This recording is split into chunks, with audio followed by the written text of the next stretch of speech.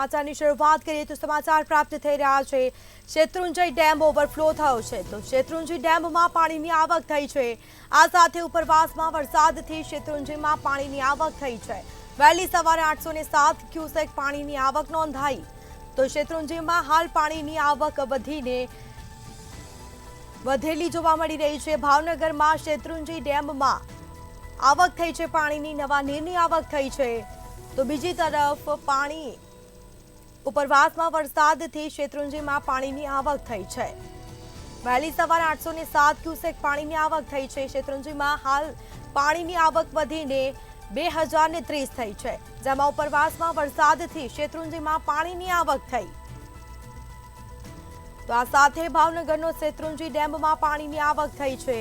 બીજી તરફ ઉપરવાસમાં વરસાદથી ડેમમાં પાણીની આવક થઈ છે તો ધોધમાર વરસાદ વરસી રહ્યો છે ભાવનગરમાં। બીજી તરફ વહેલી સવારે 807 ક્યુસેક પાણીની આવક થઈ તો વધુ વિગતો સાથે સંવાદદાતા હિરેન ચૌહાણ ફોન લાઈન પર જોડાઈ ગયા છે। જી, ભાવનગરમાં શેત્રુંજય ડેમમાં પાણીની આવક નોંધાઈ છે, શું માહિતી?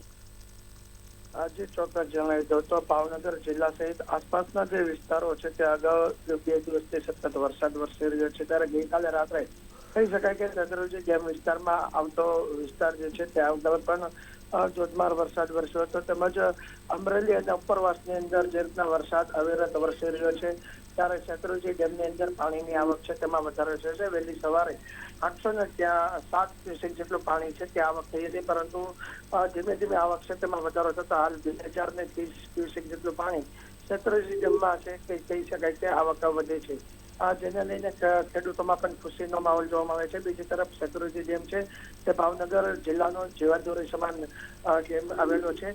હાલ શેત્રુંજય ડેમની સપાટી 15.8 ઇંચ ઉપર છે, ત્યારે પાણીની આવક સતત વધારો થઈ રહ્યો છે, જેને લઈને ભાવનગરજનોમાં પણ ખુશીની લાગણી જોવા મળે છે।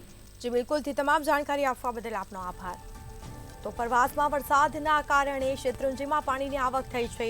વહેલી સવારે 807 ક્યુસેક પાણીની આવક થઈ। શેત્રુંજયમાં હાલ પાણીની આવક વધીને 2030 થઈ છે। આ સાથે વાત કરવામાં આવે તો ભાવનગરમાં પણ ધોધમાર વરસાદ વરસી રહ્યો છે, નદી નાળા છલકાયા છે તો શેત્રુંજય ડેમમાં પણ પાણીની આવક થઈ છે। ઉપરવાસમાં વરસાદથી પાણીની આવક થઈ છે, નવા નીરની આવક થઈ છે તો વહેલી સવારે 807 ક્યુસેક પાણીની આવક થઈ।